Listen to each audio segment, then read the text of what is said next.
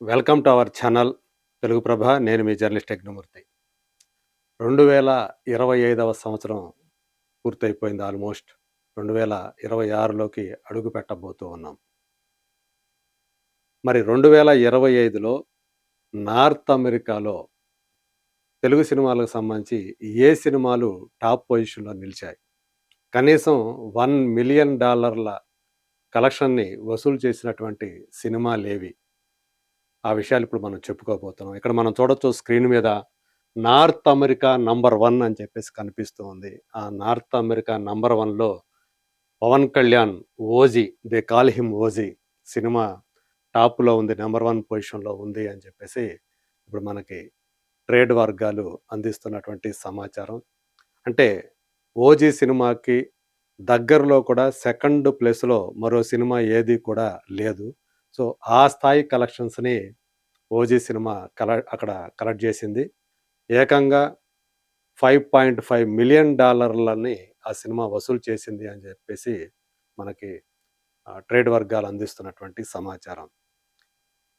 సుజిత్ డైరెక్షన్‌లో పవన్ కళ్యాణ్ నటించినటువంటి ఈ 'ఓజీ' సినిమా, సో 'ఓజాస్ గంభీర' అనేటువంటి క్యారెక్టర్ లేదా ఒరిజినల్ గ్యాంగ్‌స్టర్ అనుకోండి ఆ 'ఓజీ' అంటే. సో 2 రకాలుగా కూడా ఆ టైటిల్ అలా కలిసి వచ్చింది. ఆ సినిమాని డివివి దానయ్య ప్రొడ్యూస్ చేశారు.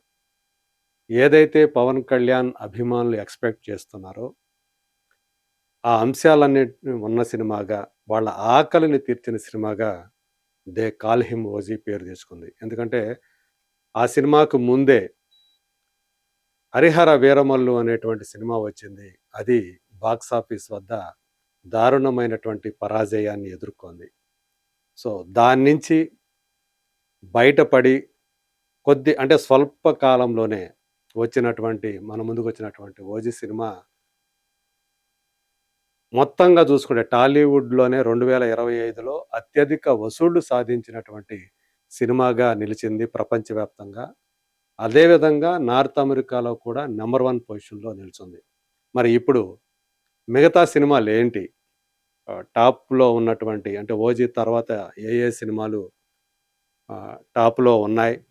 కనీసం $1,000,000 కలెక్షన్స్‌ని ఏవి వసూలు చేశాయో మన దగ్గర ఒక పట్టిక ఉంది. అది చూద్దాం. సో, ఇప్పుడు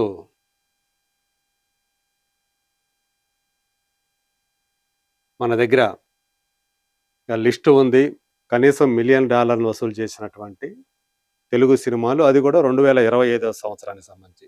సో, ముందే ఇప్పుడు మనం చెప్పుకున్నట్లుగా 'they call him OG' $5.5 million అది వసూలు చేసింది. నెక్స్ట్ ప్లేస్‌లో ఉన్నటువంటి 'మిరాయ్' తేజ సజ్జా నటించగా కార్తీక్ ఘట్టంనేని డైరెక్ట్ చేసినటువంటి సినిమా.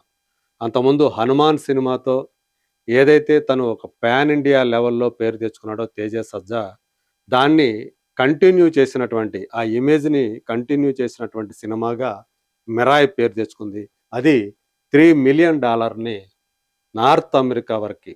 సో, మొత్తం టోటల్ ఓవర్‌సీస్ కాదు, నార్త్ అమెరికాలో అది మోర్ థాన్ $3,000,000 వసూలు చేసి సెకండ్ ప్లేస్‌లో నిలిచింది. అంటే ఫస్ట్ ప్లేస్‌లో ఉన్నటువంటి 'ఓజీకి', సెకండ్ ప్లేస్‌లో ఉన్నటువంటి 'మిరాయ్‌కి' ఏకంగా $2.5 మిలియన్ ఆ వేరియేషన్ ఉండటం మనం గమనించొచ్చు.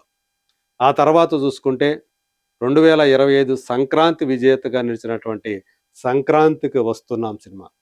అది దగ్గరగా అంటే 3కి కొంచెం తక్కువగా 2.9 మిలియన్ డాలర్ల వసూలుని అక్కడ యూఎస్‌లో అది సాధించింది. సో, మనకు తెలుసు 'సంక్రాంతికి వస్తున్నాం' సినిమా వెంకటేష్, ఐశ్వర్య రాజేష్, మీనాక్షి చౌదరి ఈ కాంబినేషన్‌లో అనిల్ రావిపూడి చేసినటువంటి మ్యాజిక్ ఎంటర్‌టైన్‌మెంట్ అది బాగా కలిసొచ్చింది. సో, ఎవరు కూడా లాజిక్‌లు అడగలేదు. సినిమా ఆద్యంతం కూడా నవ్వించింది.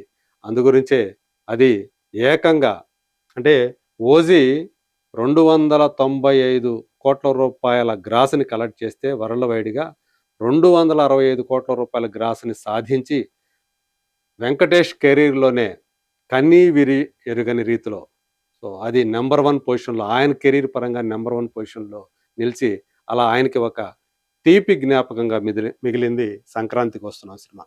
ఆ తర్వాత హిట్ 3 నాని ప్రొడ్యూస్ చేసి నటించినటువంటి సినిమా హిట్ 3 ఇది $2.3 మిలియన్ వసూలు చేసింది.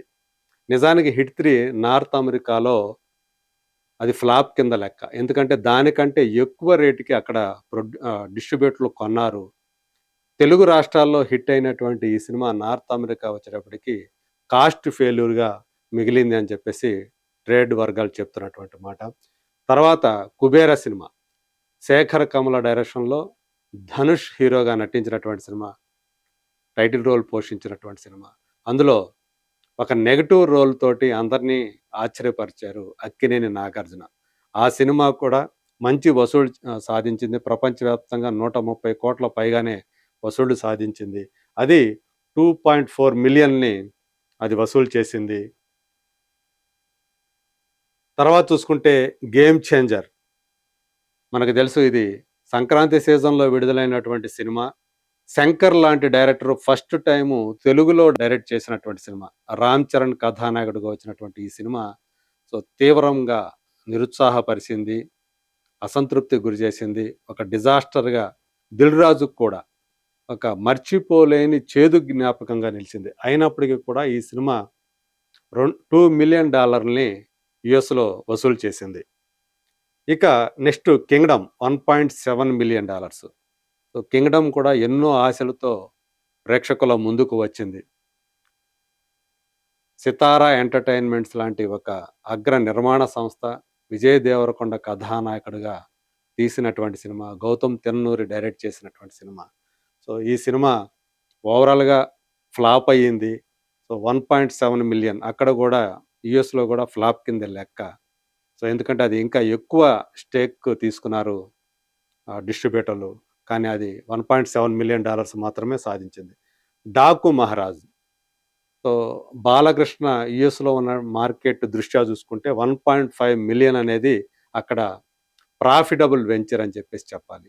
అంతకంటే తక్కువకి అక్కడ డిస్ట్రిబ్యూటర్లు తీసుకోవటంతోటి అది లాభాల్ని $1.5 మిలియన్ అయినప్పటికీ కూడా లాభాలు తీసుకొచ్చింది.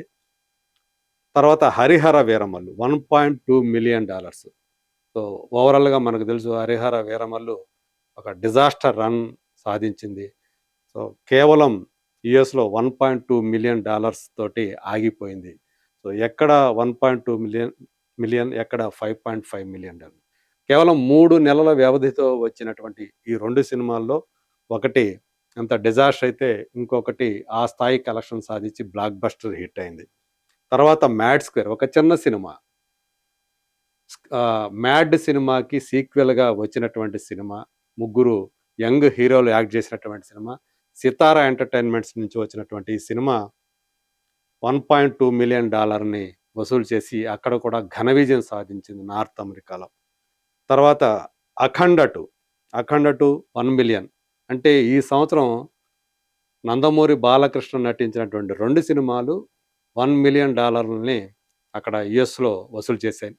వాస్తవానికి నందమూరి బాలకృష్ణకి యూఎస్ మార్కెట్ మరీ ఎక్కువగా లేదు. అయినప్పటికీ కూడా ఈ 2 సినిమాలు $1 మిలియన్ వసూలు చేశాయి.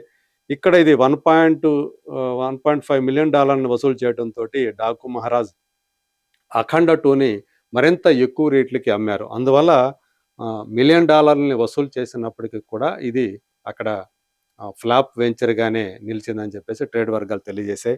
తర్వాత చూసుకుంటే ఇంకొక చిన్న సినిమా 'లిటిల్ హార్ట్స్' మనందరికీ తెలుసు మౌళి హీరోగా యాక్ట్ చేసినటువంటి సినిమా.